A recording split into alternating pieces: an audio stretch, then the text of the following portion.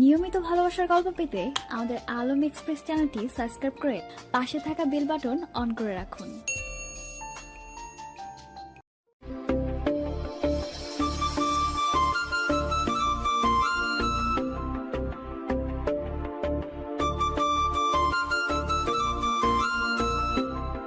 এই শোনো না, হ্যাঁ বলো। বাড়ি থেকে বিয়ের চাপ দিচ্ছে। একের পর এক সম্বন্ধ আসছে। তুমি বিয়ের প্রস্তাব নিয়ে কবে যাবে আমার বাড়িতে? বিয়ের প্রস্তাব নিয়ে গেলেই তো আর হবে না। তোমার বাবা মা কি একটা বেকার ছেলে হাতে তোমাকে তুলে দিবে? আর যদিও দেয়, তোমাকে বিয়ে করে খাওয়াবো কি? তুমি কি বলছো এসব? এতদিন ধরে প্রেম করে এসে তুমি এখন বলছো আমাকে বিয়ে করে খাওয়াবে কি? এই ভয়ে তুমি বিয়ের প্রস্তাব নিয়ে যাবে না? তুমি যা খাবে আমিও তাই খাবো। যেভাবে রাখবে সেভাবেই থাকবো, কিন্তু তোমার সাথেই থাকতে চাই। অন্তত একটাবার বাবার সাথে কথা বলে তো দেখো। বাকিটা না হয় আমি দেখব। বাবাকে বোঝানোর চেষ্টা করব। প্লিজ কিছু একটা করো, নইলে যে কোনো সময় বাবা আমাকে অন্য কারোর সাথে বিয়ে দিয়ে দেবে। আর যদি তোমার বাবা রাজি না হয়? তাহলে তোমার হাত ধরে পালিয়ে যাব, কিন্তু তাও অন্য কাউকে বিয়ে করতে পারবো না। তুমি পারবে না আমাকে নিয়ে যেতে? হ্যাঁ পারবো, কিন্তু কথাগুলো ভেবেচিন্তে বলছো তো? দেখো, পরে কিন্তু মত বদলাতে পারবে না। কারণ আমার সাথে থাকতে গেলে অনেক সময় না খেয়েও থাকতে হতে পারে। আর পালিয়ে গিয়ে তোমার থাকার জায়গাও ভালো ব্যবস্থা করতে পারবো না। বুঝতেই পারছো, বেকার মানুষ। বন্ধুদের হেল্প নিয়ে কয়দিন চলতে পারবো বলো? তাই আগে থেকে ভেবে নাও, কারণ বিয়ের পর আর ভেবেও কোনো লাভ হবে না। তুমি কাছে থাকলে কোনো কষ্টই আমার জন্য কষ্ট না। তোমাকে পাওয়ার জন্য সব ধরনের পরিস্থিতির মোকাবেলা করতে রাজি আমি। ঠিক আছে, কালই তোমার বাড়িতে যাব বিয়ের প্রস্তাব নিয়ে। সত্যি বলছো? হ্যাঁ, এখন বাড়ি যাও, কাল দেখা হবে। বাই। পরের দিন সকালে শাহেদ বসে আছে মীরাদের ড্রয়িং টেবিলে। মীরার বাবা মাসুদ সাহেব কিছুক্ষণ শাহেদকে পা থেকে মাথা অবধি ভালোভাবে পর্যবেক্ষণ করে বলে উঠলেন, তা তুমি কি কাজ করো বাবা? জি, এখনো কিছু করি না, তবে খুব শীঘ্রই কিছু একটা করবো ইনশাল্লাহ। হোয়াট? এখনো কিছু করছো না? তার মানে তুমি বেকার। একটা বেকার ছেলে হয়ে বিয়ে করতে চলে এসেছো আমার মেয়েকে। বিয়ে করে বউকে খাওয়াবে কি আর পড়াবে কি শুনি? দেখুন, আমি মানছি আমি একটা বেকার, কিন্তু আমি যত তাড়াতাড়ি সম্ভব কিছু একটা করার চেষ্টা করব। তাছাড়া আমিও মীরা একে অপরকে ভালোবাসি, তাই প্লিজ একবার আমাদের দিকটা একটু ভেবে দেখুন। আমি কথা দিচ্ছি, আপনার মেয়েকে কোনো প্রকার কষ্ট পেতে আমি দিব না। Believe me sir. দেখো, আমি মেয়ের বাবা। জেনে শুনে নিজের মেয়েকে একটা অনিশ্চিত ভবিষ্যতের দিকে ঠেলে দিতে পারি না। তুমি কবে কি করবে তার ঠিক নেই। সেখানে আমি আমার মেয়েকে কি করে তোমার হাতে তুলে দিই বলো? আই এম সরি ইয়াংম্যান, তুমি আসতে পারো। বাট স্যার প্লিজ, আমার কথাটা একবার ভেবে বোঝার চেষ্টা করুন। আমরা দুজন একে অপরকে ভালোবাসি, তাই প্লিজ আমাদের দিকটা একটু ভেবে দেখুন। আপনি হয়তো আপনার মেয়েকে অনেক বড় চাকরিজীবী বা বিজনেসম্যানের সাথে বিয়ে দিতে পারবেন, কিন্তু ওর মনের সুখটা কি ওকে দিতে পারবেন? মানুষের সুখ কি শুধু টাকা থাকলেই হয়? প্লিজ একবার ভেবে দেখবেন আমার কথাটা, তারপর বাকিটা আপনার ইচ্ছা। আসছি আমি। আসসালামু আলাইকুম। শাহেদ মীরাদের বাড়ি থেকে বের হয়ে যেতেই মীরা ফুপিয়ে কেঁদে উঠল। মীরার বাবা মেয়েকে ধমক দিয়ে বললেন, শাট আপ মীরা, কি বাচ্চাদের মতো কান্নাকাটি করছো? লজ্জা করছে না একটা ছেলের জন্য নিজের বাবার সামনে কান্নাকাটি করতে? তাও যদি ছেলেটা প্রতিষ্ঠিত একজন হতো তাহলে বুঝতাম, কিন্তু তুমি কি দেখে কি বুঝো এই বেকার ছেলের প্রেমে পড়লে? সেটাই তো বুঝতে পারছি না আমি। যাও, এখন কান্নাকাটি বন্ধ করে বিয়ের জন্য নিজেকে প্রস্তুত করো। কালই পাত্রপক্ষকে আসতে বলেছি আমি। বলেই মাসুদ সাহেব উঠে চলে গেলেন নিজের রুমে। আর মীরা কাঁদতে কাঁদতে দৌড়ে নিজের ঘরে গিয়ে দরজাটা দ্রুত লাগিয়ে দিয়ে বিছানা থেকে নিজের ফোনটা নিয়ে শাহেদকে ফোন লাগালো। ওপাশ থেকে শাহেদ ফোনটা রিসিভ করে গভীর গলায় বলল। হ্যালো। মীরা ফুপিয়ে বলে উঠল, আই এম সরি শাহেদ, আমি বুঝতে পারিনি বাবা তোমার সাথে এমন ব্যবহার করবে। I am really sorry. Sorry বলছো কেন? যা হওয়ার তাই তো হয়েছে, এটাই তো হওয়ার ছিল। আমি তো আগেই বলেছিলাম তোমার বাবা কোনো বেকার ছেলে হাতে তোমাকে তুলে দিতে চাইবে না। শাহেদ, বাবা বলেছে কালকে নাকি পাত্রপক্ষকে আসতে বলবে। আমাকে বলেছে বিয়ের জন্য প্রস্তুত হতে। তাহলে আর কি, প্রস্তুত হয়ে যাও। কি? এই, তুমি আমার সাথে মজা করছো? আমার এই সিচুয়েশনে তুমি এই কথা বলতে তোমার বিবেকে বাধছে না? কোথায় কিছু একটা করে আমাকে এই অবস্থা থেকে উদ্ধার করবে, তা না করে তুমি বলছো আমাকে বিয়ের জন্য প্রস্তুত হতে, তাও আবার অন্য ছেলেকে। দেখো, এছাড়া আর কি বা করার আছে? আমি তো গেছিলাম তোমার বাবার কাছে, কিন্তু তিনি তো ফিরিয়ে দিলেন। এখন তিনি যদি তোমার সাথে আমার বিয়ে দিতে না চায়, তাহলে কি আমি তাকে জোর করব তোমাকে আমার সাথে বিয়ে দেওয়ার জন্য? এত কিছু জানি না আমি। আমি অন্য কাউকে বিয়ে করতে পারবো না। আমি তোমাকে ভালোবাসি আর তোমাকে বিয়ে করব। প্রয়োজনে তোমার সাথে পালিয়ে যাব। প্লিজ, তুমি কিছু একটা ব্যবস্থা করো। আমি পারবো না অন্য কাউকে হাজব্যান্ড হিসেবে মেনে নিতে। শেষ হয়ে যাব আমি। Please save me. শাহেদ একটা দীর্ঘশ্বাস ছেড়ে বলল, তুমি তো জানো আমি বেকার, আর নিজের পরিবারের কাছে নিজের একটা বোঝা। ওরা আমাকে এই বিষয়ে কোনো হেল্পই করবে না, আর আমারও তেমন কোনো সামর্থ্য নেই যে তোমায় নিয়ে পালিয়ে যাব, নিয়ে কোথাও রাখবো, তোমায় খাওয়াবো কি? বাস্তবতা বোঝার চেষ্টা করো। এই ব্যবস্থা শেখাতে এসো না আমায়। এই ব্যবস্থার কথা আগে মাথায় আসেনি কেন? বেকার হয়েও প্রেম করতে এসেছিলে। যদি বেকার হলে বলে বিয়ে করতে না পারো, মজা নেওয়ার জন্য প্রেম করেছিলে। Shut up! থাপ্পড় মেরে গাল লাল করে ফেলবো ফাজিল। কি মজা নিয়েছি আমি? কখনো তোমার শরীর টাচ করেছি আমি? কিভাবে এমন কথা বলো তুমি? তো কি করব আমি? আমার সিচুয়েশনটা তুমি বুঝতে পারছো না। আমার জায়গায় তুমি থাকলে বুঝতে আমার কেমন অনুভূতি হচ্ছে এখন। এতগুলো দিন প্রেম করার পর তুমি এখন বেকারত্বের দোহাই দিয়ে বিয়ে করতে চাচ্ছ না? এমন অবস্থায় আমাকে থেকে ভালো কথা আশা করো কিভাবে? দেখো, তুমি ভুল বুঝছো। আমি তোমায় বিয়ে করতে চাইছি না কে বললো? আমি শুধু একটাই কথা বলতে চাচ্ছি, তোমার বাবার অনুমতি ছাড়া আমি তোমায় বিয়ে করতে চাই না। তাহলে আর কি? বাবা তো অনুমতি দিবেই না, আর তুমিও বিয়ে করবে না। তাহলে আমার তো আর কোনো পথই খোলা রইল না। আমি মরে গেলেই পারি এখন। থাপ্পড় মারবো ফাজিল মেয়ে। আর একবার উল্টোপাল্টা কথা বললে আমি আজই তোমায় বিয়ে করব। চলো, এসব বিকেলে 4টায়। কথাটা বলেই শাহেদ ফোন কেটে দিল। মীরা একটা স্বস্তির নিঃশ্বাস ছেড়ে ফোনটা রেখে আলমারির কাছে চলে গেল কাপড় চোপড় বের করতে। এখনই গোছগাছ করে রাখবে সব, সে যেন বিকেল হলেই সব নিয়ে বেরিয়ে যেতে পারে। বিকেলে মীরা অনেকটা নার্ভাসনেসের সাথে পায়চারি করছে আর শাহেদকে ফোন লাগানোর চেষ্টা করছে, কিন্তু শাহেদ ফোন তুলছে না। মীরার খুব ভয় করতে লাগলো। সে কি করবে কিছুই ভেবে পাচ্ছে না। মীরার কপালে ঘাম ছুটে গেছে টেনশনে। প্রায় 6-7 বার কল হওয়ার পর শাহেদ ফোন রিসিভ করে মীরার দেহে যেন প্রাণ ফিরে এলো। ওপাশ থেকে শাহেদ ফোন রিসিভ করতে হ্যালো বলতেই মীরা দ্রুত বলে উঠল, হ্যাঁ, হ্যালো। কোথায় তুমি? এতক্ষণ ফোন কেন রিসিভ করনি? হ্যাঁ, জানো আমি কতটা ভয় পেয়ে গেছিলাম। রিল্যাক্স, এত ভয় পাওয়ার কিছু হয়নি। আমি মেসেজ জানতেই আমার বন্ধুদের সাথে একটু পরামর্শ করছিলাম আমাদের বিয়ের ব্যাপারে, আর বিয়ের পর কোথায় যাবো সেই নিয়ে। ফোনটা আমার রুমেই ছিল, তাই ফোন তুলতে পারিনি। ও আচ্ছা, আমি কিন্তু বের হব। কখন সেটা তো বলো। এখনই বেরিয়ে যাব? আর বেরিয়ে কি পার্কের সামনে গিয়েই দাঁড়াবো? তুমি থাকবে তো সেখানে? না, পার্কে যেতে হবে না। তুমি এক কাজ করো, রেডি হয়ে তুমি বাসা থেকে বের হয়ে তোমাদের বাড়ির মোড়ের মাথায় চলে এসো। সেখানে আমার এক বন্ধুর ছোট বোন আসবে তোমাকে নেওয়ার জন্য। ওর কাছে আমি তোমার ফোন নাম্বারটা দিয়ে এসেছি। ও সেখানে গিয়েই তোমাকে ফোন করলে ওর সাথে কথা বলে ওর সাথে চলে আসবে। ঠিক আছে, কিন্তু কোথায় নিয়ে যাওয়া হবে আমাকে? কাজী অফিসে? না, কাজই অফিসে না, আমার বন্ধুদের বাড়িতে নিয়ে আসা হবে তোমায়। সেখানে আমাদের বিয়ে হবে। আঙ্কেল আন্টি আমাদের ব্যাপারটা জানে, তাই ওনারাই বলেছেন যেন তোমাকে নিয়ে ওনাদের এখানে চলে যায়, আর সেখানে ওনারা আমাদের বিয়ের ব্যবস্থা করবেন। আমি আর আমার অন্যান্য বন্ধুরা সবাই বাসাতেই যাচ্ছি। তুমি রেডি হয়ে আমাকে কল দিও। আমি সাদিকের বোনকে পাঠিয়ে দিব, ও গিয়ে তোমাকে কল করলে বাসা থেকে বেরিয়ে যাবে। ওকে? আচ্ছা, ওকে। এখন তাহলে রাখছি আমি।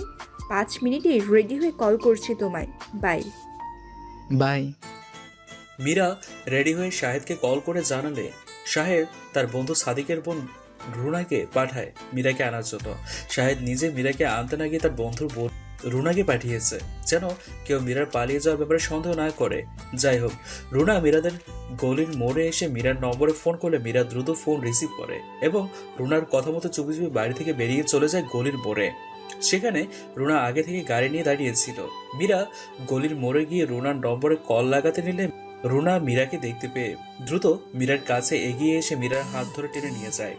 টেনে নিয়ে গিয়ে গাড়িতে বসিয়ে দেয়, মীরাকে কিছু বলার সুযোগ না দিয়েই।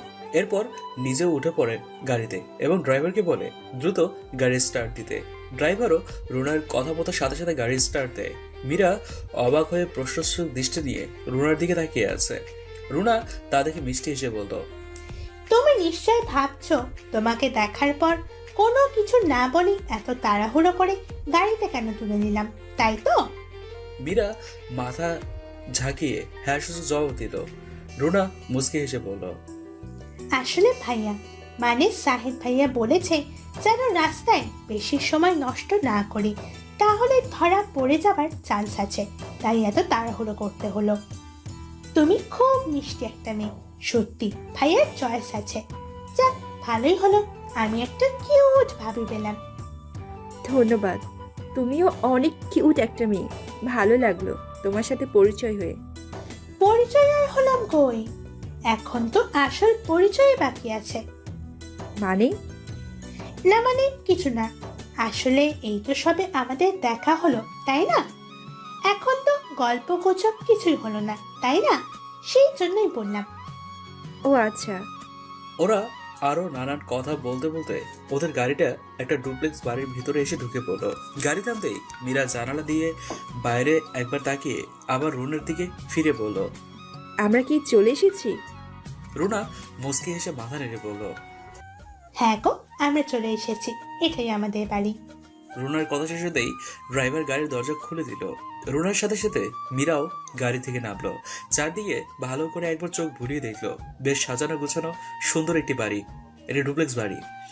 খুব ভালো লাগলো মীরার কাছে বাড়িটা। রুনা মীরার হাত ধরে বলল, চলো ভিতরে চলো, সবাই ওয়েট করছে তোমার জন্য। মীরা মুচকি হেসে মাথা নেড়ে রুনার সাথে ভিতরে পা বাড়ালো ভিতরের দিকে যাওয়ার জন্য।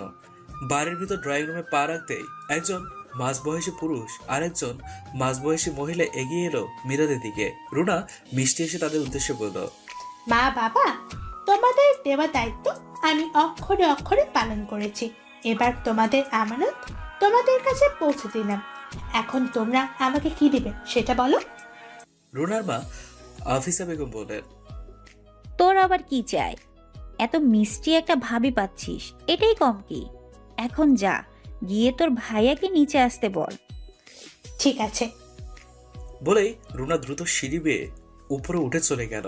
মীরা সেদিকে কিছুক্ষণ তাকিয়ে থেকে একটা শুকনো ঢোক গিলে আসিফা বেগমের দিকে তাকাতেই তিনি মুচকি হেসে মীরার একটা হাত ধরে বললেন, এসো মা, তুমি এসে বসো। রুনার বাবা সাজিদ সাহেব বললেন, আরে এখন আবার বসাবসি কেন? কাজী সাহেব তো চলেই আসবে কিছুক্ষণের মধ্যেই। ওকে নিয়ে গিয়ে রেডি করিয়ে ফেলো এখনই। ও হ্যাঁ হ্যাঁ, চলো মা, আমার সাথে চলো।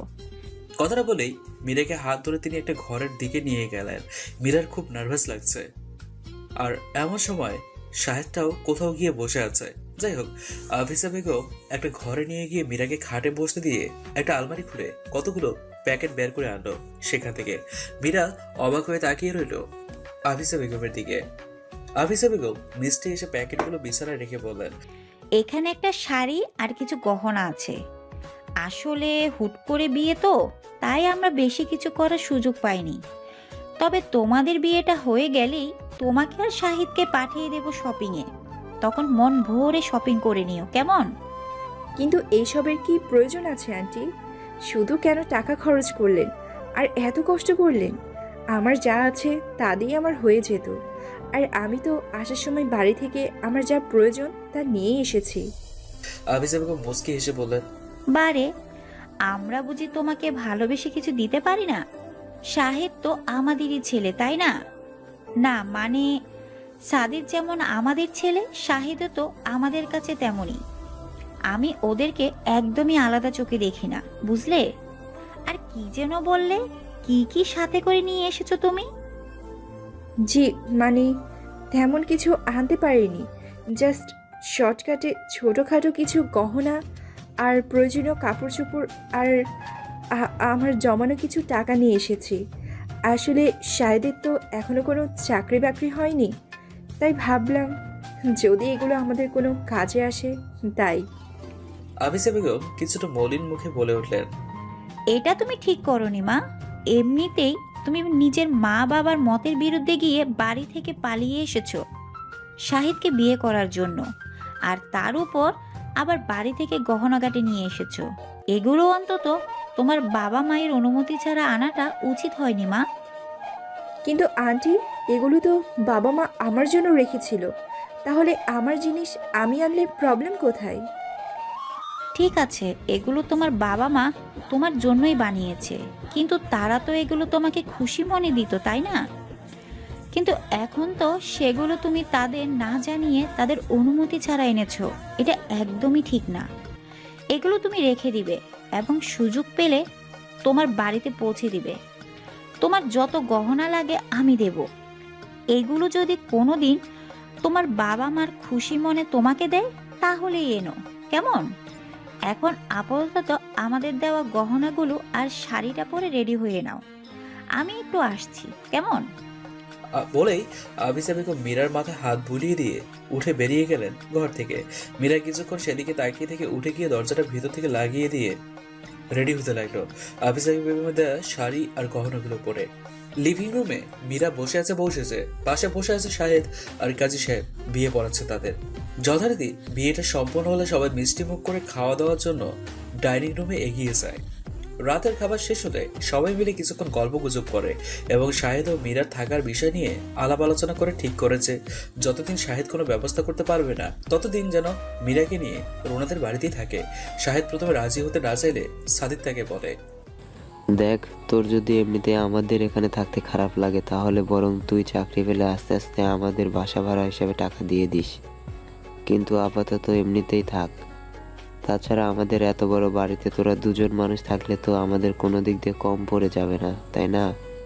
হ্যাঁ শাহেদ, তুই আর অমত করিস না, রাজি হয়ে যা আর আমাদের এখানেই থাক। তারপর চাকরি বাকরি পেলে তোর বাবা মাকে ম্যানেজ করে না হয় কোনো একটা ব্যবস্থা করিস, তখন আমরা আর জোর করব না। শাহেদ মীরার দিকে তাকালে মীরা শাহেদের দিকে একবার তাকিয়ে চোখ নামিয়ে নেয়। শাহেদ মীরার সুবিধার কথা ভেবে আবিসা বেগমের কথা রাজি হয়ে যায়। শাহেদকে সাদিদের বাবা সাজিদ সাহেব নিজের অফিসে চাকরি দিয়েছেন। মীরা ভীষণ খুশি হয় যেদিন শাহেদের চাকরি হয়। ওই দিন বিয়ের পর দিন মীরা তার বাবাকে ফোন করে শাহেদকে বিয়ের কথা জানালে মীরার বাবা সাফ সাফ জানিয়ে দেয় যে তার জন্য তার মেয়ে মৃত এবং সারা জীবনের জন্য তার বাড়ির দরজা মীরার জন্য বন্ধ। মীরা সেদিন অনেক কান্নাকাটি করেছিল। শাহেদ অনেক বুঝিয়ে শুনিয়ে মীরাকে শান্ত করে। মীরার মা মীরার সাথে লুকিয়ে মাঝে মধ্যে ফোনে কথা বলে। শাহেদের কথায় মীরা একদিন তার মাকে তাদের এখানে ডেকে নেয়।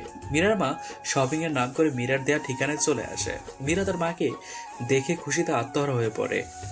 আবিসা বেগমেরাও মীরার মায়ের সাথে কুশল বিনিময় করে এবং তাকে খুব খাতিরযত্নের সাথে আপ্যায়ন করে। এরকম একটা পরিবেশে মীরাকে দেখে মীরার মায়ের মনটা খুশিতে ভরে ওঠে। সবশেষে মীরা তার মাকে নিয়ে যায় তার ঘরে। এরপর মায়ের সাথে বেশ কিছুক্ষণ গল্প করার পর মীরা এক পর্যায়ে বলে ওঠে, মা, আমি আজ একটা বিশেষ কারণে এখানে ডেকেছি। মীরার মা মার্জিয়া বেগম বললেন, হ্যাঁ বল না, কি জন্য ডেকেছিস? আসলে মা, আমি আসার সময় যে গহনাগুলো নিয়ে এসেছিলাম বাড়ি থেকে সেগুলো ফিরিয়ে দেওয়ার জন্যই তোমাকে আসতে বলেছি। ও মা, সে কি? তোর গহনা তুই রাখবি? এগুলো আবার ফেরত দিবি? এগুলো তো তোর জন্য বানিয়েছি আমরা, এগুলো সব তোরই। জানি মা, কিন্তু এই গহনাগুলো তো তোমার অনেক শখ করে বানিয়েছিলে তোমরা আমার জন্য আমার বিয়েতে দেবে বলে, কিন্তু আমি তো তোমাদের ইচ্ছার বিরুদ্ধে গিয়ে লুকিয়ে বিয়ে করে নিয়েছি। আর বাবা তো সেটা এখনো মেনেই নেয়নি। বাবাও তো বলে দিয়েছে যে তার মেয়ে মারা গেছে, সেখানে আর দেওয়া এই গহনাগুলো আমি রাখি কি করে? এগুলোতে তো সে কথা অনুযায়ী আমার কোনো অধিকার নেই। এখন যেখানে বাবা বলেছে আমাকে সে মেয়ে বলেই মানে না, তাই এই গহনাগুলো আমার কাছে রাখা উচিত না। আর শায়দ সেই জন্যই আমাকে বলেছে যেন তোমাকে ডেকে এনে গহনাগুলো ফেরত দিয়ে দিই। দেখো মা, আমি বুঝতে পারছি তোর মানে হয়েছে তোর বাবার কথা, কিন্তু তোরও তো বাবার দিকটা একবার ভেবে দেখা উচিত, তাই না? তারও তো কষ্ট হচ্ছে, তুই চলে আসিস এমনি এখনো মনে মনে কষ্ট পাচ্ছে প্রতিনিয়ত। দেখ মা, তোর বাবার একমাত্র মেয়ে তুই, একদিন না একদিন তোর বাবা মার অভিমান ভেঙেই যাবে আর তোকে কাছে টেনে নেবে এবং জামাইকেও মেনে নেবে। তাই একটু ধৈর্য ধরে সেই সময়কে অপেক্ষা কর মা, দেখবি সব ঠিক হয়ে যাবে। অযথা জেদ করিস না। এই গহনাটা যা আছে সব রেখে, এগুলো শুধু তোর আর শুধু তোর অধিকার আছে এগুলোতে, বুঝলি পাগলি মেয়ে? জামাকে বুঝিয়ে বলিস এসব নিয়ে দ্বিতীয়বার আর ভাবিস না। না মা, এগুলো আমি রাখতে পারবো না। হ্যাঁ, যদি কখনো বাবা আমাকে এবং সাহেবকে মন থেকে মেনে নিতে পারে, তখন না হয় নিজের হাতে এগুলো তুমি তুলে দিও আমায়, কিন্তু এখন এগুলো নিয়ে যাও প্লিজ। তুই তো দেখছি ভারী জেদ ধরেছিস। বাবা মেয়ে কেউ কারোর থেকে কম জেদি নয়। তোরা বাপ বেটি জেদের জন্য আমার হয়েছে জ্বালা। আমার কথার কোনো দামই নেই তোদের কাছে। তোর বাবার কথাই তোর কাছে যত সব, তাই না? মা প্লিজ এভাবে বলো না, আমার খুব খারাপ লাগে। প্লিজ তুমি অন্তত আমার উপর রাগ করে থেকো না। আপাতত নিয়ে যাও না এগুলো। আমি তো বললামই, যখন বাবা আমাদেরকে মেনে নেবে তখন আমি এগুলো নেব। মার্জি বেগম একটা দীর্ঘশ্বাস ছেড়ে বললেন, ঠিক আছে যা, তোর যা ভালো মনে হয় তাই কর, কিন্তু এখন আমাকে একটা কথা বলতো, তুই সুখে আছিস তো? সাহিত্য তোকে কোনো কষ্ট দেয় না তো? কি যে বলো না মা, ও আমাকে কষ্ট দেবে কেন? আমি ভালো আছি। দোয়া করো যেন সব সময় ভালো থাকতে পারি। সেই দোয়াই তো করি রে মা। যাই হোক, এবারে মানুষগুলো বেশ ভালো আর মিশুকে, তাই না রে মা? হ্যাঁ মা, ওরা তো এমন করে যেন শায়দ ওদের নিজের ছেলে আর আমি ওদের ছেলের বউ। খুব আদর করে আমায়। আমার তো মাঝে মাঝে শায়দ আর এই বাড়ির মানুষদের মধ্যে কথাবার্তা শুনলে মনে হয় সত্যি সত্যি শায়দ এই বাড়ির ছেলে। হ্যাঁ রে, তোর শ্বশুর শাশুড়িকে দেখছিস কখনো? নিয়ে গেছিল সাহিত্যকে তোর শ্বশুর বাড়িতে? না, আসলে শায়দ নাকি এখনো বিয়ের ব্যাপারে কিছু জানায়নি তাদের। কিছুদিন পর সব বলবে এবং আমাকে তাদের সাথে পরিচয় করিয়ে দেবে বলেছে। ও আচ্ছা, সাহেবের বেতন কত রে? 8,000 টাকা। সে কি রে, মাত্র 8,000 টাকা? তোদের হয়? এ বাড়ি থাকার জন্য তো ভাড়া দিতে হয় তোদের, সবকিছুর সামনে 10,000 টাকা হয় তোদের? কেন হবে না? আমরা দুজন মানুষই তো, বাসা ভাড়াটা বাদ দিলে তো আর তেমন কোনো খরচই নেই। তাই বললেই হলো? জীবনে কি খাওয়া আর পড়াই একমাত্র লক্ষ্য? তোদের ভবিষ্যৎ নেই কোনো? ভবিষ্যতের জন্য তো কিছু সন্ধান করতে হবে নাকি? মাত্র 8,000 টাকা কিভাবে হবে? মা, তুমি এত চিন্তা কেন করছো? ও তো কিছুদিন হলো চাকরিটা পেল, আস্তে আস্তে বেতন বাড়বে তো নাকি? কিছুদিন তো একটু কষ্ট করতেই হবে, তাই না? আস্তে আস্তে সব ঠিক হয়ে যাবে, দেখো। তাছাড়া আমি তো ওর অবস্থা জেনেই বিয়েটা করেছি, তাই না? তাহলে এখন ওকে কি করে এত চাপ সৃষ্টি করব? ওকে তো একটু সময় দিতে হবে একটা ভালো পজিশনে যাওয়ার জন্য, তাই না? ঠিক আছে, তোর সংজ্ঞা তুই ভালো বুঝবি। তবে কখনো কোনো কিছুর প্রয়োজন হলে আমাকে জানাতে ভুলবি না। বিয়ে হয়েছে বলে মাকে পর ভাবিস না যেন। কি যে বলো না মা। আচ্ছা বাদ দাও সেই সব কথা, আমি গহনাগুলো বের করে আনছি, তুমি বসো। বলেই মীরা চলে গেল আলমারি থেকে গহনাগুলো নিতে। শাহেদ আফিসা বেগমের সাথে কথা বলছে কোনো একটা বিষয় নিয়ে, আর তখনই মীরা সিঁড়ির কাছে আসতে নিলে মীরার কানে তাদের কথা আসে। মীরা সিঁড়ির কাছে দাঁড়িয়ে পড়ে। আফিসা বেগম চিন্তিত ভঙ্গিতে শাহেদকে বললেন, মীরাকে মনে হয় এবার সত্যটা বলে দেওয়া উচিত। দেখ, অনেক পরীক্ষা নিয়েছিস আর তোর নেওয়া সব পরীক্ষায় মীরা পাশ করেছে, তাই অযথা আর মেয়েটাকে কষ্ট দিস না। ওকে জানিয়ে দে সবটা। তাছাড়া পৃথিবীর সব মেয়েই তো খারাপ হয় না, লোভী হয় না, তাই না? এরকম হলে তো তোর মাও খারাপ হতো, লোভী হতো। মীরা যথেষ্ট ভালো একটা মেয়ে আর তোকেও খুব ভালোবাসে, সেটা তুইও খুব ভালো করেই জানিস, আর এতদিনে ভালোভাবে বুঝেও গেছিস। তাহলে কেন এই লুকোচুরি আর এত পরীক্ষা? বাদ দে এবার, আর আমার বাড়ির বউকে সম্মানের সাথে মাথা উঁচু করে বাঁচতে দে এবার। আফিসা বেগমের এমন কথায় মীরার ভ্রু কুঁচকে এলো। সে বুঝতে পারছে না আফিসা বেগম কেন এমন কথা বলছে, আর কিসের পরীক্ষা, কিসের লোভের কথা বলছে। ওদিকে আফিসা বেগমের কথা শুনে শাহেদ বলে উঠল, মা, আমিও এটাই ভাবছিলাম যে ওকে সবটা জানিয়ে দিব, কিন্তু সাহস করে উঠতে পারছিলাম না কিছুতেই। ও কেমন একটা রিয়াক্ট করবে বুঝতেই পারছি না। দেখ, আজ না হয় কাল জানাতে তো হবেই, তাহলে লেট করে লাভ কি? রিয়েক্ট যাই করুক না কেন, আমরা সেটা ম্যানেজ করে নেব।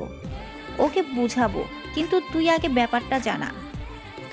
ওকে জানা যে তুই আর কেউ নস, বরং এই বাড়ির বড় ছেলে, আমার ছেলে, আর ও এই বাড়িরই বউ।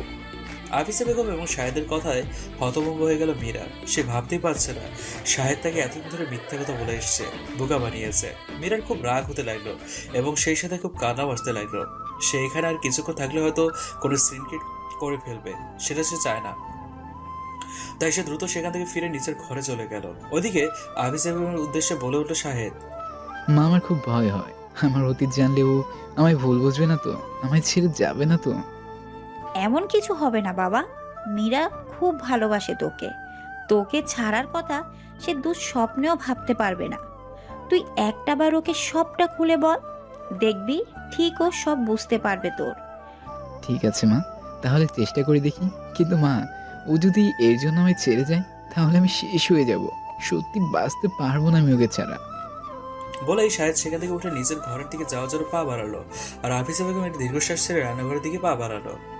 শাহেদ ঘরে এসে দেখে মেরে মুখ ফিরিয়ে ড্রেসিং টেবিলের সামনে বসে আছে।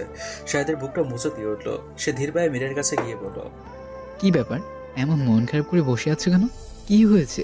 কেউ কিছু বলেছে? কে কি বলবে? কেউ কিছুই বলেনি, আর কিছু হয়ওনি।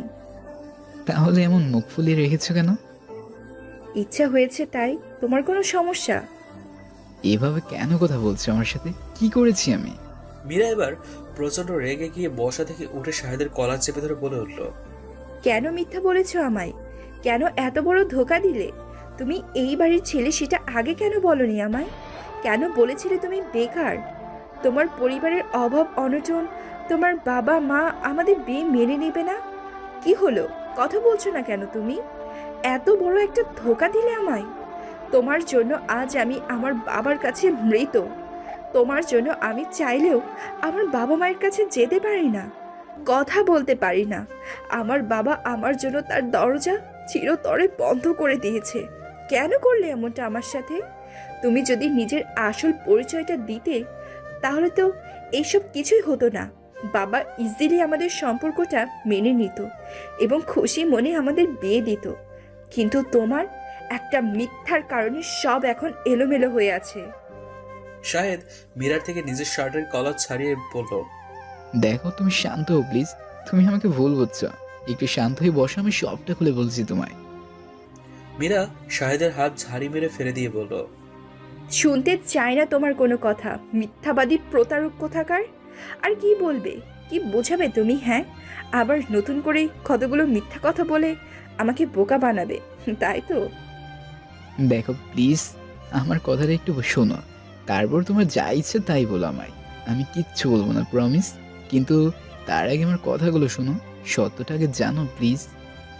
কোনো সত্য জানতে চাই না আমি। তোমার সাথে কথা বলতে ঘৃণা হচ্ছে আমার। যাও, সরে যাও আমার চোখের সামনে থেকে। একা থাকতে দাও আমায়। বলেই মীরা বারান্দায় চলে গেল কাঁদতে কাঁদতে। আর শাহেদ বাধ্য হয়ে একরাশ অভিমান বুকে নিয়ে ঘর থেকে বেরিয়ে যেতে নিলে দরজার সামনে আফিসা বেগমকে দাঁড়িয়ে দিতে দেখে মাথা নিচু করে পাশ কেটে চলে যেতে নিলে আফিসা বেগম শাহিদকে ডেকে বললেন, কোথায় যাচ্ছিস বাবা? আমায় ক্ষমা করে দিস। আমি এদিক দিয়ে যেতে নিয়ে তোর আর মীরার কথা শুনে নিয়েছি। আমি বুঝতে পারছি মীরা খুব কষ্ট পেয়েছে, তাই তোর সাথে এমন আচরণ করেছে।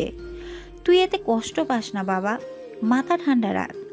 শাহেদ মাথা নেড়ে সম্মতি জানিয়ে চলে যেতে নিলে আফিসা বেগম আবার বলে উঠলেন, কোথায় যাচ্ছিস তুই এখন? তুমি তো জানোই আজ আমাকে কক্সবাজার ফিরতে হবে। আর ও তো এখন আমার চেহারাও দেখতে চাইছে না, তাই ক্যাম্পে চলে যাচ্ছি। ওর মন মানসিকতা ঠিক হলে আমায় জানিও, আর আমি কাজ শেষ হলেই চলে আসবো। মীরাকে জানিয়ে গেলে হতো না? মেয়েটা এখন অভিমান করে আছে, মানছি। তাই বলে ওকে না বলে চলে যাবি? এ তো ও আরো বেশি কষ্ট পাবে। আমার এখন কিছু করার নেই মা। ও আমার কোনো কথাই এখন শুনবে না, আর কিছু বুঝতেও চাইবে না। অযথাই সিন ক্রিয়েট করবে, তার চেয়ে বরং আমি এখন চলে যাই। ওর মন মানসিকতা ঠিক হলে নিজেই হয়তো ফোন করবে। কিন্তু মীরা যদি এই ব্যাপারটা নিয়ে সিরিয়াসলি কোনো সিন ক্রিয়েট করে বসে, ও যদি তোর উপর আরো বেশি অভিমান করে তোকে ফোন না করে, ও আবার ওর বাবার বাড়িতে চলে যাবে না তো? ও যদি এই সামান্য কারণটার জন্য আমাকে ছেড়ে চলে যায়, তাহলে আমার আর কি করা থাকবে আমার বলো? কাউকে তো জোর করে ধরে রাখা যায় না, তাই না? তাছাড়া এই সামান্য ব্যাপারটা জেনেই যদি সে এমন করে, তাহলে আমার আসল পরিচয় জানলে হয়তো আমার মুখ দর্শন করবে না। কিন্তু তবু আমি চেয়েছিলাম ওকে সত্যটা জানতে, কিন্তু ও তো আমার কোনো কথাই শুনতে চাইছে না। যাই হোক, আমি বরং এখন আসি মা, ওর মাথা ঠান্ডা হলেই আমি ওকে বুঝিয়ে বলবো। বলেই শাহেদ আফিসা বেগমকে আর কিছু বলার সুযোগ না দিয়ে চলে গেল বাড়ি থেকে বেরিয়ে। আফিসা বেগম একটা দীর্ঘশ্বাস ছেড়ে শাহেদের ঘরে ঢুকে বারান্দায় মীরার কাছে যায়। বারান্দায় গিয়ে দেখে মীরা দোলনায় হাঁটু গেড়ে বসে কাঁদছে। আফিসা বেগম ধীর পায়ে মীরার দিকে এগিয়ে গিয়ে মীরার মাথায় আলতো করে হাত ছোঁয়াতে মীরা ফুঁসে বলে ওঠে, বলেছি না আমায় একা থাকতে দাও। কেন বিরক্ত করছো আমায়? কোনো কথাই শুনতে চাচ্ছি না তোমার এখন আমি। Please leave me alone. Afisa Begum আবার একটা দীর্ঘশ্বাস ছাড়লেন। মীরার মাথা থেকে হাত সরিয়ে মৃদু কণ্ঠে বললেন, শাহেদ চলে গেছে মীরা, আমি তোমার মা। মীরা আফিসা বেগমের কথা শুনে চমকে উঠল। দ্রুত সে মাথা তুলে সোজা হয়ে বসে চোখ মুছতে মুছতে বলল, মা আপনি কিছু বলতে এসেছেন? আমি তো চেয়েছিলাম যা বলার শাহেদই তোমাকে বলুক, কিন্তু শাহেদ যেহেতু বলতে পারেনি, তাই বাধ্য হয়ে এখন আমাকে কথাগুলো বলতে হবে। আমি জানি মা আপনি কি বলতে চাচ্ছেন। আপনাকে কষ্ট করে আর কিছু বলতে হবে না। আমি আপনার আর শাহিদের কথা তখন শুনে নিয়েছি। সরি। যেগুলো শুনেছ সেগুলো কিছুই না, যেগুলো শুনোনি আমি সেগুলোই বলতে এসেছি তোমায়। মীরা অবাক চোখে আফিসা বেগমের দিকে তাকিয়ে বলল, মানে কি শুনিনি আমি? আর কি শোনা বাকি আছে মা? আছে, আরো অনেক কিছুই জানার আছে, শোনার আছে তোমার। আর সেগুলো তোমার জানা খুবই জরুরি আমি মনে করি, কারণ কথাগুলো না জানলে তুমি অযথাই শাহিদকে ভুল বুঝে যাবে। আমি চাই না তোমার আর শাহিদের মাঝে কোনো রকম দূরত্ব সৃষ্টি হোক। আপনার কথার কোনো মানেই বুঝতে পারছি না। প্লিজ আমায় একটু বুঝিয়ে বলবেন কি বলতে চাচ্ছেন এক্স্যাক্টলি? বলছি শোনো, একটু ধৈর্য ধরে মন দিয়ে আমার কথাগুলো শোনো তুমি, তারপর তোমার যা মতামত তা আমায় জানিও। কিন্তু প্লিজ আমার কথা পুরোপুরি না শুনে কথার মাঝে কোনো কথা বলো না। ঠিক আছে মা, বলবো না আমি কোনো কথা। এবার প্লিজ আপনি আমায় সবটা খুলে বলুন। আফিসা বেগম একটা দীর্ঘশ্বাস ছেড়ে মীরাকে শাহেদের অজানা বিষয়গুলো বলতে লাগলো। ফ্ল্যাশব্যাক। দীর্ঘ 10 বছর আগে আফিসা ও তার পুরো পরিবার তাদের গ্রামের বাড়িতে বেড়াতে যায়। পথিমধ্যে তাদের গাড়িটা নষ্ট হয়ে যাওয়ায় আফিসা বেগম ও তার স্বামী তাদের ছেলে সাদিত ও রুনাকে নিয়ে গাড়ি থেকে নেমে রাস্তার পাশে একটা রেস্টুরেন্টে ঢুকে পড়ে। তাদের ড্রাইভারকে গাড়ি সারাতে বলে। আফিসা বেগম ও তার স্বামী সাজিদ সাহেব রেস্টুরেন্টের ওয়েটারের সাথে কথা বলছিল খাবারের ব্যাপারে, আর সাদিত রেস্টুরেন্টের লাল নীল বাতিগুলো মুগ্ধ হয়ে দেখছিল। ঠিক তখনই আফিসা বেগমের বাচ্চা মেয়ে রুনা তাদের চোখ ফাঁকি দিয়ে রেস্টুরেন্টের বাইরে এক হাওয়াই মিঠাই ওয়ালাকে যেতে দেখে সে কাউকে কিছু না বলে চুপচাপ হেঁটে রেস্টুরেন্টের বাইরে চলে যায়। সে হাওয়াই মিঠাই ওয়ালার পিছনে পিছনে। সুন্দর গোলাপি রঙের হাওয়াই মিঠাইগুলোকে রুনা কোনো বিশেষ বেলুন কিংবা ফুল ভেবেছিল। যাই হোক, রুনা হাওয়াই মিঠাই ওয়ালার পেছন পেছন যেতে যেতে এক পর্যায়ে হাওয়াই মিঠাই ওয়ালার রাস্তা পার হয়ে অন্য রাস্তায় চলে যেতে নিলে রুনাও রাস্তার ওপাশে যেতে নেয়। আর তখনই একটা প্রাইভেট কার রুনার সামনে চলে আসে। ওইদিকে ওয়েটারের সাথে কথা বলে আফিসা বেগম এবং সাজিদ সাহেব রুনাকে কোথাও দেখতে না পেয়ে দ্রুত তারা রেস্টুরেন্ট থেকে বের হয়ে রুনাকে খুঁজতে থাকে। আর এক পর্যায়ে তাদের চোখ যায় কিছু দূরে একটা গাড়ি রুনাকে ধাক্কা দিবে। ঠিক এমন সময় আফিসা বেগম চিৎকার দিয়ে বেহুশ হয়ে যায়। ওইদিকে রুনাকে একটা 14 থেকে 15 বছরের ছেলে গাড়ির নিচে পড়া থেকে বাঁচিয়ে রাস্তার সাইডে ফেলে দেয়, কিন্তু রুনাকে বাঁচাতে গিয়ে ছেলেটাই গাড়ির ধাক্কা খেয়ে ছিটকে দূরে পড়ে যায়। সাজিদ সাহেব আফিসা বেগমের পাশে সাজিদকে রেখে দ্রুত সে ছেলেটিকে আর রুনাকে উদ্ধার করতে যায়। আর রাস্তার কিছু লোক ওই প্রাইভেট কারটির পেছনে ধাওয়া করে। সাজিদ সাহেব রুনাকে কোলে তুলে নিয়ে দ্রুত সেই ছেলেটির দিকে এগিয়ে যায়। ততক্ষণে ছেলেটির চারপাশের লোকজন জড়ো হয়ে যায়। সাজিদ সাহেব সেই লোকগুলোর কাছে হেল্প চেয়ে বলে যেন ছেলেটিকে এবং সাজিদ সাহেবের স্ত্রীকে তারা স্থানীয় কোনো হসপিটালে নিয়ে যেতে সাহায্য করে। কয়েকজন লোক সাজিদ সাহেবকে এ ব্যাপারে সাহায্য করে। হসপিটালে সেই ছেলেটি চিকিৎসা চলাকালীন আফিসা বেগমের জ্ঞান ফিরে এবং জ্ঞান ফিরতে তিনি রুনা বলে চিৎকার দিয়ে ওঠেন। সাজিদ সাহেব আফিসা বেগমের সামনে রুনাকে নিয়ে পড়েন। ভয় পেও না আফিসা, এই দেখো আমাদের রুনা একদম ঠিক আছে। আফিসা বেগম চোখের সামনে রুনাকে ঠিকঠাক দেখতে পেয়ে মেয়েকে জাপটে ধরে কান্না করতে লাগলো। পিচ্ছি রুনা মায়ের কান্না দেখে তাকে সান্ত্বনা দেওয়ার জন্য আদো আদো গলায় বলে উঠল, কেঁদো না আম্মু, আমি একদম ঠিক আছি। এই দেখো আমার কিচ্ছুটি হয়নি। জানো, আমি যখন গাড়ির নিচে পড়তে যাচ্ছিলাম তখন একটা ভাইয়া আমাকে গাড়ির সামনে পড়া থেকে বাঁচিয়ে নিয়েছে, কিন্তু সেই ভাইয়াটা খুব ব্যথা পেয়েছে। আফিসা বেগম রুনার কথা শুনে অবাক হয়ে জিজ্ঞাসা দৃষ্টিতে সাজিদ সাহেবের দিকে তাকাতে সাজিদ সাহেব চিন্তিত মুখ করে বললেন, হ্যাঁ আফিসা, একটা বাচ্চা ছেলে আজ রুনাকে অ্যাক্সিডেন্ট থেকে বাঁচালো, কিন্তু ছেলেটি নিজেই অ্যাক্সিডেন্টের শিকার হয়ে গেল। আফিসা বেগম চিন্তিত মুখ করে বললেন, বলো কি, ছেলেটা ঠিক আছে তো? কোথায় সে ছেলেটা এখন? আছে মোটামুটি, তবে খুব একটা ভালো নেই। এই হাসপাতালেই ভর্তি করিয়ে দিয়েছি আমি, চিকিৎসা চলছে তার। ছেলেটার বাবা মা কেউ খবর পেয়েছে? কি যে বলো না, ওই রকম একটা সিচুয়েশনে ছেলের বাবা মাকে খবর দেব কি করে? ছেলেটা তখন সেন্সলেস হয়ে গেছিল, আর তুমিও সেন্সলেস। তাড়াহুড়া করে তোমাদের দুজনকে হাসপাতালে নিয়ে এসেছি কিছু লোকের সাহায্যে। তারপর এত চাপের মধ্যেও অত কিছু খেয়াল ছিল না। তবে চিন্তা করো না, ছেলেটার জ্ঞান ফিরলে গিয়ে তার সাথে কথা বলে তার বাবা মায়ের খোঁজ নেওয়ার ব্যবস্থা করব। বলছিলাম কি, আমাদের একবার নিয়ে চলো না ছেলেটার কাছে। ছেলেটাকে খুব দেখতে ইচ্ছে করছে। কে সে মহান হৃদয়ের ছেলে যে আমার কলিজার টুকরোকে বাঁচাতে গিয়ে নিজের এত বড় একটা বিপদে পড়ে গেল? ঠিক আছে যেও, তার আগে আমি গিয়ে খোঁজ নিয়ে দেখে আসি ছেলেটার জ্ঞান ফিরেছে কিনা। তুমি বরং এখন রুনা আর সাদিককে নিয়ে একটু বসে রেস্ট করো, আমি গিয়ে দেখে আসছি কেমন। ঠিক আছে, যাও। সাজিদ সাহেব বেরিয়ে গেলেন ছেলেটার খোঁজ নেওয়ার জন্য। কিছুক্ষণ পর তিনি আবার রুমে ফিরে এসে বললেন, আফিসা চলো, ছেলেটার জ্ঞান ফিরে এসেছে। ও তাই, চলো চলো। এই সাদিত, রুনা, চলো বাবারা। বলেই আফিসা বেগম বেড থেকে উঠে দাঁড়ালেন। সাজিদ সাহেব রুনাকে নিজের কোলে তুলে নিয়ে সাদিদকে বললেন আফিসা বেগমকে ধরে নিয়ে আসতে। আফিসা বেগম বেডে চুপচাপ শুয়ে থাকা মলিন মুখের ছেলেটিকে দেখে বেশ আবেগে আপ্লুত হয়ে পড়লেন। কি মায়াবী দেখতে ছেলেটি। আফিসা বেগম ধীর পায়ে ছেলেটির পাশে গিয়ে বসে ছেলেটির মাথায় হাত বুলিয়ে দিয়ে বলে উঠলেন, নাম কি তোমার বাবা? এখন কেমন লাগছে শরীরটা? ভালো লাগছে এখন একটু। আমার নাম রবি। তাই? বাহ, বেশ সুন্দর নাম তোমার বাবা। তোমার নামের মতো তোমার মনটাও বেশ সুন্দর। তুমি আমার একমাত্র ছেলেকে আজ কত বড় একটা বিপদের হাত থেকে বাঁচিয়েছো। কি বলে যে তোমায় ধন্যবাদ দেব। কি যে বলেন না খালাম্মা, আমি কিভাবে বাঁচাবো? বাঁচিয়েছে তো আল্লাহ, আমি তো কেবল একটা উসিলা মাত্র।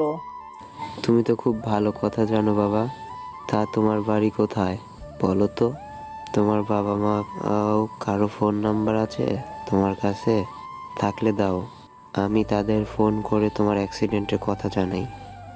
কাউকে ফোন করতে হবে না, আমি নিজে চলে যেতে পারবো স্যার।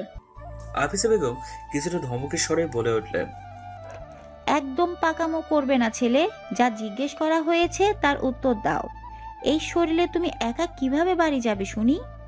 তোমার বাবা মায়ের ফোন নাম্বার দাও, আর নয়তো বলো তোমার বাড়ি কোথায়। আমরা তোমাকে তোমার বাড়িতে পৌঁছে দেব। রবি চোখের পানি ছেড়ে দিয়ে বলল, আমার কোনো বাড়ি নেই আর না কোনো মা বাবা। আমি এতিম, রাস্তায় রাস্তায় থাকি। আমার পোশাক দেখে বুঝতে পারেন না? রবির কথায় সবাই অবাক হয়ে গেল।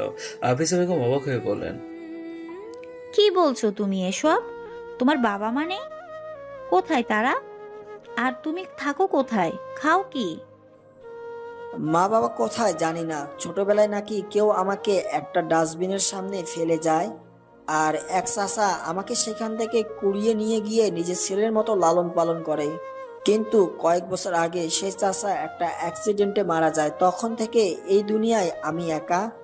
দিনে রাস্তা থেকে কাগজ কুড়িয়ে বিক্রি করি, আর রাতে ফুটপাতে কোনো রকমে রাত কাটাই। রবির কথা শুনে উপস্থিত সবার চোখে পানি চলে এলো। রবির চোখেও পানি টলমল করছে।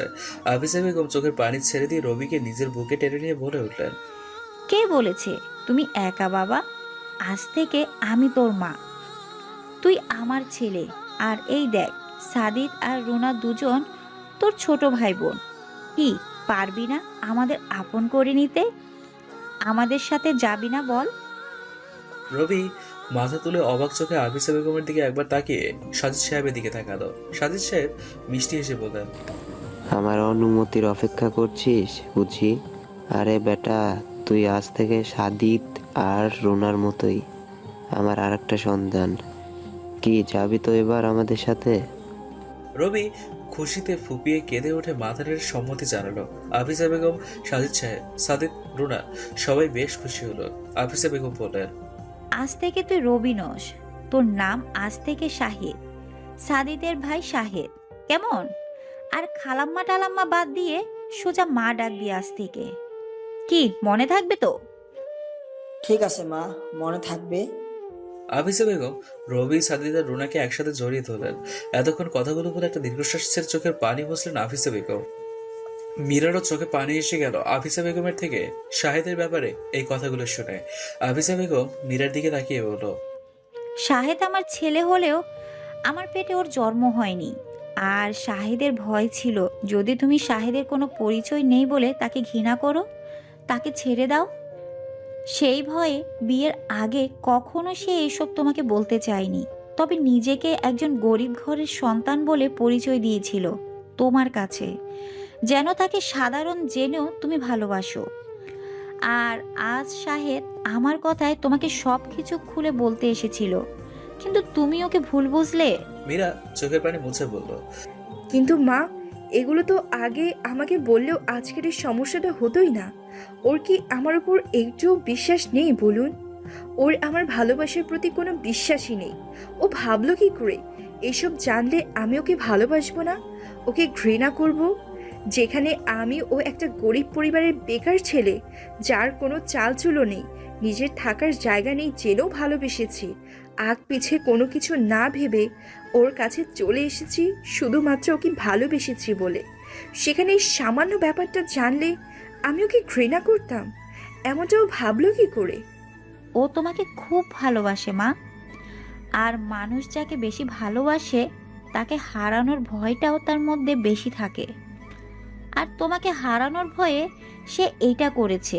প্লিজ মা, তুমি আর ওকে ভুল বুঝে দূরে সরিয়ে দিও না। আপনার ছেলে এখন কোথায় মা? আফিসা বেগম মনের মুখে বলেন, শাহিদ তো ক্যাম্পাসে ফিরে গেছে। মীরা অবাক হয়ে বলল, ক্যাম্পে মানে? কোন ক্যাম্পে? কিসের ক্যাম্প? আসলে তোমাকে আরেকটা কথা বলা হয়নি। শাহেদ আসলে আমাদের অফিসে চাকরি করে না। শাহেদ একজন আর্মি অফিসার। তুমি হয়তো খেয়াল করেছো, তোমাদের বিয়ের আগেও শাহেদ তোমার সাথে যখন তখন দেখা করতে যেতে পারতো না, কারণ সে বেশিরভাগ সময় ডিউটিতে থাকতো। আর এতদিন তুমি জানতে শাহেদ আমাদের অফিসে চাকরি করে। আসলে সে অফিসের নাম করে নিজের ডিউটিতে যেত। আমি জানি শাহিদের সাথে প্রায় তোমার ঝগড়া হতো, ও তোমাকে ঠিকমতো সে সময় দিতে পারে না বলে। কিন্তু তুমি তো জানতেই না যে ওকে বেশিরভাগ সময় থাকতে হয় ডিউটিতে। শাহিদ ভেবেছিল একদিন সময় করে তোমাকে সব কিছু একসাথে খুলে বলবে, আর আজই সেই সময়টা এসেছিল। কিন্তু তুমি তার কোনো কথাই শুনতে চাওনি। তুমি রাগ করে বলেছ যেন তোমার সামনে থেকে সরে যায়। আর আজ রাতেই শাহেদকে ক্যাম্পাস থেকে কাজের সূত্রে কক্সবাজার যাওয়ার কথা ভেবেছিল, তোমাকে বলেই যাবে। কিন্তু তুমি ওকে সহ্য করতে পারছিলে না বলে অভিমান করে তোমাকে কিছু না বলে এই বিকেলেই চলে গেছে সে।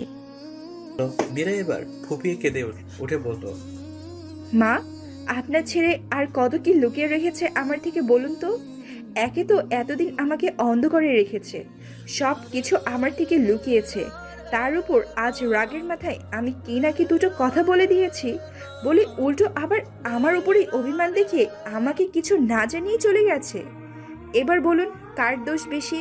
আপনার ছেলে এবার বাড়ি ফিরুক মা, দেখাবো মজা ওকে, বলে দিলাম আমি। আচ্ছা ঠিক আছে, যা করার করো, কিন্তু এখন ওকে ফোন করে মান ভাঙাও, কারণ ও আসতে কিন্তু মিনিমাম 4 থেকে 5 দিন লেগে যাবে। কক্সবাজার থেকে কাজ শেষ না হলে তো ফিরতে পারবে না, তাই না? মীরা অসহায় চোখে তাকিয়ে বলল, 4-5 দিন? এতদিন আমি থাকবো কিভাবে মা? আফিসা বেগম মিষ্টি এসে বললেন, একজন আর্মি অফিসারের বউ হয়েছো, এইটুকু স্যাক্রিফাইস তো করতেই হবে মা। মীরা ফুপিয়ে কেঁদে দিল। আফিসা বেগম মীরাকে বুকে টেনে নিয়ে বললেন, কাঁদিস না মা, 4-5 দিন সময় দেখবি চোখের পলকে কেটে যাবে। এর চেয়ে অনেক বেশি সময়ও তো তোমাদের দূরে থাকতে হবে বলো। কারণ একজন আর্মি অফিসারকে কত কাজে কত জায়গায় যেতে হয়, এমনকি দেশের বাহিরেও যেতে হয়, থাকতে হয় বছরের পর বছর। এখনই যদি এমন ধৈর্যহারা হয়ে যাও তাহলে সেই সময়গুলোতে কি করবে? Be strong my child. মা, আপনার ফোন থেকে ওকে একটা কল দিবেন। আসলে ও যদি আমার কল দেখে রিসিভ না করে। ধুর পাগলি, কেন রিসিভ করবে না? ও তো বলেই গেছে তোর মাথা ঠান্ডা হলে ওকে জানাতে। তুই বরং ওকে ফোন কর। আমি যাচ্ছি এখন, কেমন? মীরা মুচকি হেসে মাথা নেড়ে সম্মতি জানালে অফিসে বেগম মুচকি হেসে মীরার মাথায় হাত বুলিয়ে দিয়ে উঠে চলে গেলেন। মীরা দ্রুত উঠে ঘরে গিয়ে ফোন হাতে নিয়ে শাহেদের ফোনে কল লাগালো। কয়েকবার কল হওয়ার পর ওপাশ থেকে শাহেদ ফোন রিসিভ করে গম্ভীর গলায় ডিরেক্ট বলল, হ্যাঁ বলো। মীরা ফুপিয়ে কেঁদে উঠল। এই, তুমি আমাকে কিছু না জানিয়ে কেন চলে গেছো? হ্যাঁ, ভুলও তুমি করবে আর ভাবও তুমি দেখাবে, তাই না? আমি একটু রাগও করতে পারবো না। রাগের মাথায় দুইটা কথা কি বলে দিয়েছি, আর সেগুলো ধরে তুমি আমায় কিছু না জানিয়ে কক্সবাজার চলে যাচ্ছ? শাহেদ মুচকি হেসে বলল, কি বললো তোমায় আমি কক্সবাজার যাচ্ছি? কে বললো মানে কি? মা বলেছে তুমি নাকি আজ কক্সবাজার যাচ্ছ। তুমি কিভাবে পারলে আমাকে না জানিয়ে চলে যেতে? আর এতদিন ধরে এতগুলো কথাই বা আমার থেকে কিভাবে লুকিয়ে রাখতে পারলে বলো? তুমি এত মিথ্যা কথা বলতে পারো তা আমার জানাই ছিল না। মিথ্যুক একটা। কি মিথ্যা বলেছি আমি? মা কি বলেছে তোমায়? কি বলবে আবার? তুমি যেগুলো বলনি সেগুলোই বলেছে। লজ্জা করলো না নিজের বইয়ের থেকে নিজের সম্পর্কে এত কিছু লুকিয়ে রাখতে? আর তুমি কি ভাবো আমায়? তোমার জীবনের সত্যগুলো জানলে আমি তোমাকে ঘৃণা করতাম, তোমাকে ভালোবাসতাম না? এই চিনেছো তুমি আমায়? আমার ভালোবাসার প্রতি দেখছি তোমার কোনো বিশ্বাসই নেই। এভাবে বলো না প্লিজ। আমার তোমার উপর বিশ্বাস ছিল ঠিকই, কিন্তু তার চেয়ে বেশি ছিল তোমাকে হারানোর ভয়। তাই আমি কখনো সাহস পাইনি ওইসব বলতে তোমায়। এখন যেহেতু আমাদের বিয়ে হয়ে গেছে, তাই আমার বারবার মনে হচ্ছিল এখন তোমাকে সত্যটা জানানো উচিত। আর মাও চাইছিল তোমাকে সবটা জানিয়ে দিতে, তার বাড়ির বউ হিসেবে সবার কাছে স্বীকৃতি দিতে। তাই আজ সাহস করে তোমাকে সব কিছু জানাতে গিয়েছিলাম, কিন্তু তুমি তো। আই এম সরি, আমি বুঝতে পারিনি। নিজের কানে যতটুকু শুনেছিলাম তাদের মাথায় খুব রাগ চেপে গেছিল। আর তোমারই সব দোষ। তুমি আগেই আমাকে সব জানিয়ে দিলে এমনটা হতো না। তাই একদম এখন নিজের দোষ ঢাকার চেষ্টা করবা না, বলে দিলাম। আচ্ছা ঠিক আছে শোনা, সব দোষ আমারই। আমি স্বীকার করছি আমার সব দোষ। এখন বলো এর জন্য আমাকে কি শাস্তি পেতে হবে? আগে ফিরে আসো, তারপর তোমার সব শাস্তির ব্যবস্থা করব। এখন কবে আসবে সেটা বলো। আসবো 3-4 দিন পর। এই কয়েকদিন তোমার সুযোগ দিলাম, এর মধ্যে তুমি বরং আমায় কি শাস্তি দিবে তা ঠিক করে নাও। ঠিক আছে। কক্সবাজার কখন যাচ্ছ? রাত 10টায় রওনা দিব। পৌঁছে আমায় ফোন করো প্লিজ। ঠিক আছে, এখন তাহলে রাখছি, অফিসিয়াল কিছু কাজ আছে এখন। ঠিক আছে, রাখো তাহলে। বাই। বাই। 4 দিনের মাথায় শাহেদ ফিরে এলো কক্সবাজার থেকে। শাহেদ যখন বাড়ি আসে তখন মীরা ভাত ঘুম দিচ্ছে। শাহেদ মুচকি এসে নিজের ব্যাগপত্র রেখে পোশাক চেঞ্জ করে ফ্রেশ হয়ে এসে চুপচাপ গিয়ে মীরার পাশে শুয়ে পেছন থেকে মীরাকে জড়িয়ে ধরতেই মীরা কিছুটা নড়ে চড়ে ওঠে, আবারও ঘুমিয়ে পড়ে। শাহেদ দুষ্টু হেসে মীরার কোমরে সুসরে দিতেই মীরা লাফিয়ে ওঠে আর শাহেদ হুহা করে হেসে ওঠে। মীরা চমকে গিয়ে পাশে ফিরে তাকাতেই শাহেদকে দেখে কেঁদে ফেলে এবং শাহেদকে জাপটে ধরে। শাহেদ অবাক হয়ে মীরার মাথায় হাত বুলিয়ে দিয়ে বলে, কি হয়েছে জান, ভয় পেয়েছ? কাঁদছো কেন এইভাবে? মীরা কাঁদতে কাঁদতেই বলল। I missed you. শাহেদ মুচকি হেসে বলে, আই মিস ইট টু শোনা, কিন্তু তাই বলে তুমি এভাবে কাঁদবে বলো? আমি তো ভয় পেয়ে গিয়েছিলাম পাগলি।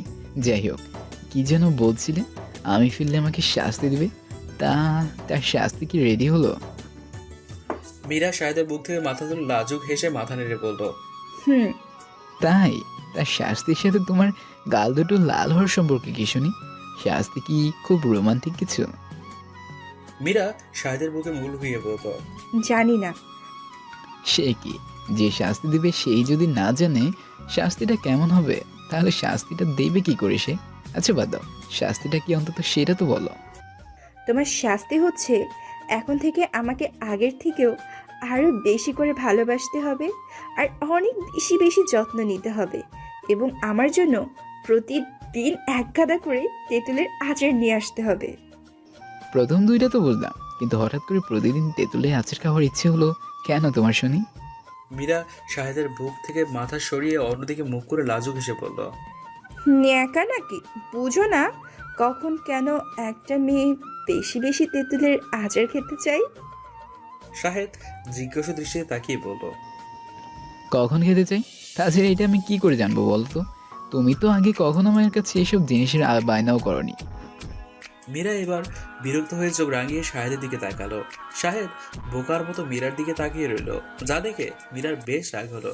সে একটা বালিশ নিয়ে শাহেদের দিকে ছুঁড়ে মেরে বলল, তোমার মতো ন্যাকা আর বোকা আমি জীবনেও দেখিনি। এই কেমন লোককে বিয়ে করলাম আমি, যে নিজের থেকে কিছুই বুঝতে পারে না।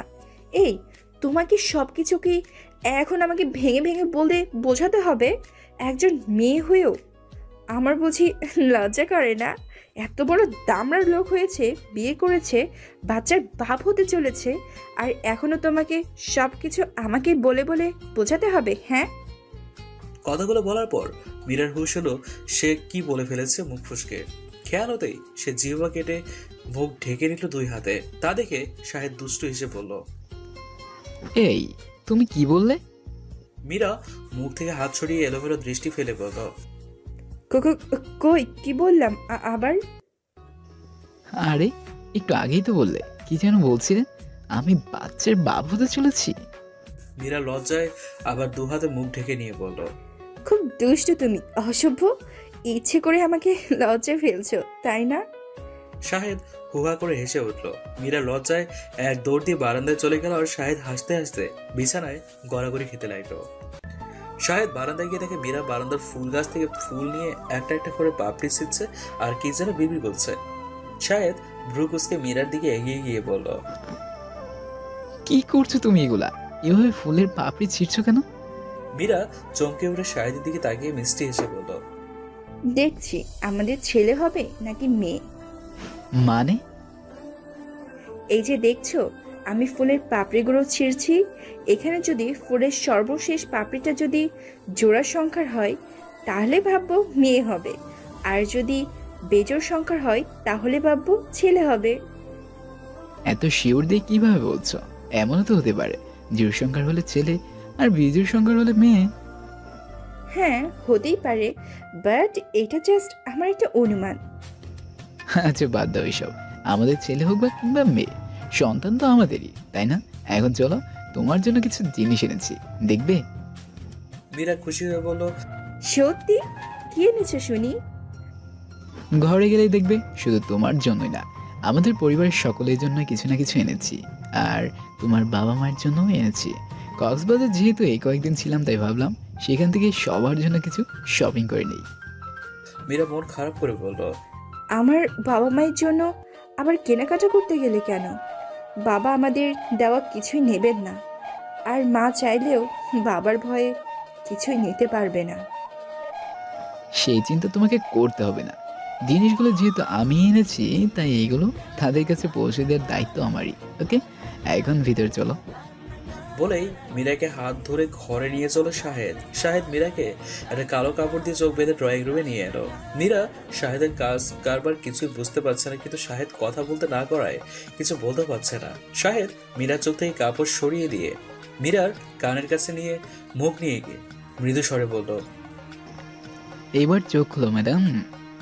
মীরা ধৈর্য সুস্থে চোখ খুলে সামনের দিকে তাকাতে চোখ জোরে ভরে উঠল। তবে এই জল কষ্টের নয়, বরং খুশির। মীরার সামনে মীরার বাবা মা দুজনেই একসাথে দাঁড়িয়ে আছে, আর তাদের পাশেই শাহেদের বাবা মা ভাই বোন। মীরা অবাক চোখে শাহেদের দিকে তাকালে শাহেদ চোখের পলক ছাপটে বলল, এইটাই তোমার জন্য আজকে সারপ্রাইজ। মীরা খুশিতে ফুপিয়ে উঠল। মীরার বাবা মা মুচকি হেসে মীরার দিকে এগিয়ে এলো। মীরার মা মীরার মাথায় হাত বুলিয়ে দিয়ে বলল, কাঁদছিস কেন পাগলি মেয়ে? বলেছিলাম না একদিন সব ঠিক হয়ে যাবে। আর তোর বাবার রাগ ভাঙলে সে তোদের মেনে নেবে। তাছাড়া সাহেবের মতো একটা হীরার টুকরো ছেলে মেনে না নিয়েও উপায় কি আছে? মীরা মার্জি বেগমের কথা শুনে জিজ্ঞাসা দৃষ্টিতে মাসুদ সাহেবের দিকে তাকালো। মাসুদ সাহেব মুচকি হেসে মাথা নেড়ে বলেন, হ্যাঁ রে মা, আর পারলাম না তোদের ওপর রাগ করে থাকতে। তাছাড়া শাহেদের বাবা মা সবটা খুলে বলেছেন। আমি সত্যি হীরা চিনতে ভুল করেছিলাম। শাহেদের মতো এমন একটা বীর ছেলেকে চিনতে পারিনি।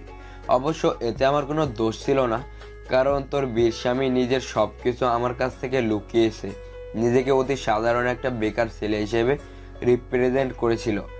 আর কোনো বাবাই চাইবে বল তোর নিজের মেয়েকে জেনে শুনে একটা বেকার ছেলের হাতে তুলে দিতে?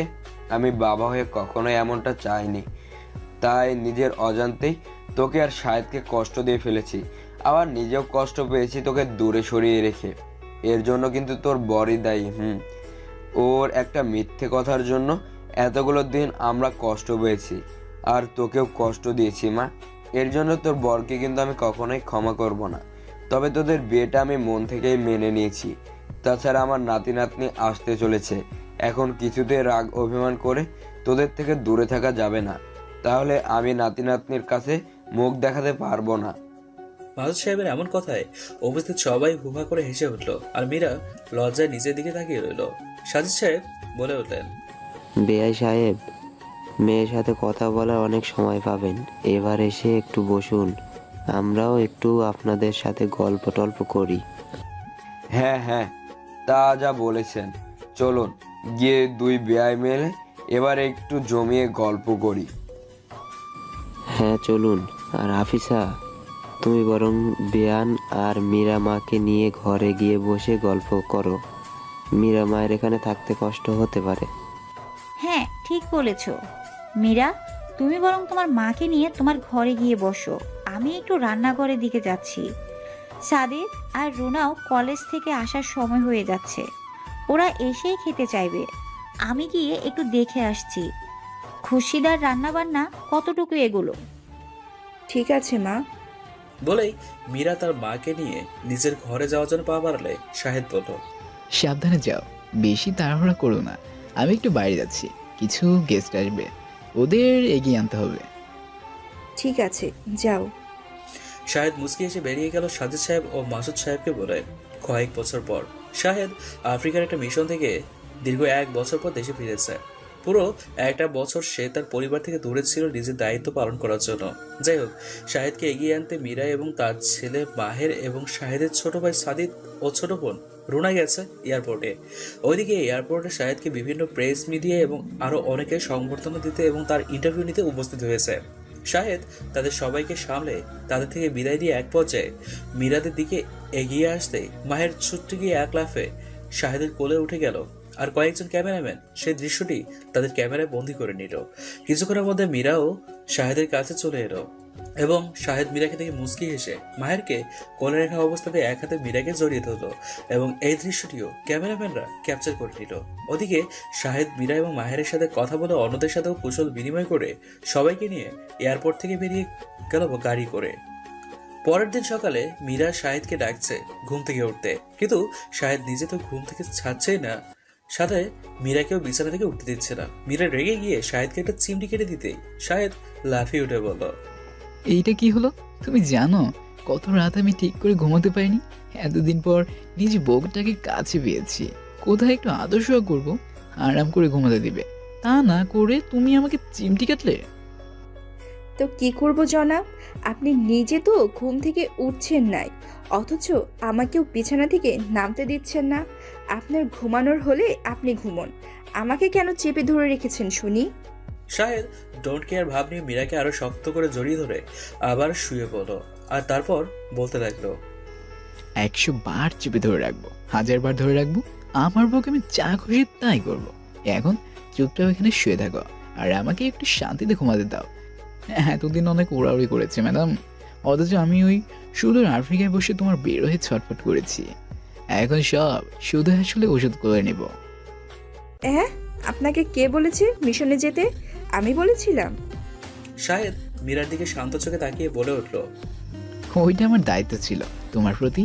যেমন কোনো দায়িত্ব আমি এড়াতে পারি না, তেমন নিজের কাজের ক্ষেত্রেও কোনো দায়িত্ব আমি এড়াতে পারি না।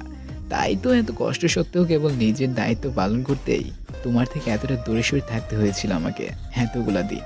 তোমাকে কি করে বোঝাবো এক একটা মুহূর্ত আমার কতটা কষ্টে কেটেছে যখন আমি একা ছিলাম, আর বারবার আমার কেবল তোমার কথাই মনে পড়তো। মীরা শাহেদের বুকে মাথা রেখে বলল, কষ্ট কি কেবল আপনার একাই হয়েছে? আমার বুঝি হয়নি?